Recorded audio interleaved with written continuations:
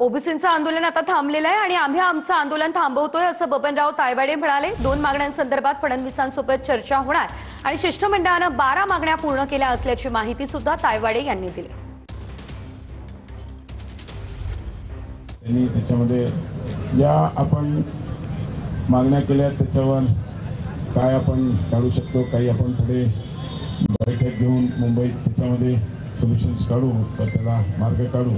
पण जसं आपण जे सांगितलं होतं की ओबीसीच्या आरक्षणाला कुठेही त्याच्यामध्ये अडचण येणार नाही आणि आपणही जी आरचा अभ्यास केलेला आहे, आम्ही वाचन केलं, त्याच्यामध्ये ओबीसी समाजाच्या आरक्षणावर कुठल्याही प्रकारची गदा येणार नाही याची काळजी घेतलेली आहे आणि हैदराबाद गॅझेटच्या प्रमाणेच जे नावं त्याच्यामध्ये असतील त्यांना ते मिळणार आहे। 6 दिवसाच्या आंदोलनात 12 मागण्या तुमच्या मान्य झाल्या।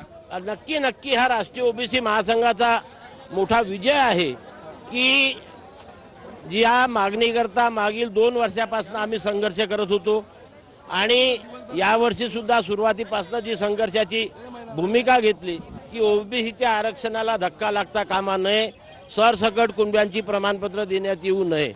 परवाला जो शासन निर्णय निघाला त्यामध्ये सरसकट कुणबी प्रमाणपत्र देण्याची तरतूद नाही आणि ओबीसीच्या आरक्षणाला धक्का लागलेला नाही आणि उर्वरित ज्या मागण्या होत्या त्यापैकी 12 मागण्यांचे शासन निर्णय मंगळवारी माननीय मंत्री महोदयांनी आश्वासन केलं की मंगळवारी ते आमच्यासोबत बसणार आहे, सर्व सचिव त्या ठिकाणी राहणार आहे आणि 1 महिन्याच्या शासन निर्णय आम्हाला देणार। सगळ्यात महत्त्वाचं ओबीसी मंत्री अतुल सावे यांनी स्पष्ट केलं का तुमच्या मंचावर की जरांगे पाटील यांचा जो GR काढला यांच्यासाठी मराठा समाजासाठी त्यांना ओबीसीतून आरक्षण दिलं जाणार नाही, स्पष्ट केलं का त्यांनी? नक्की नक्की प्रश्न आपण लोकांनीच कोणीतरी विचारला होता, त्यांनी सांगितलं की आम्ही ओबीसीच्या आरक्षणाला कुठेही धक्का लावला नाही आणि लागू देणार नाही।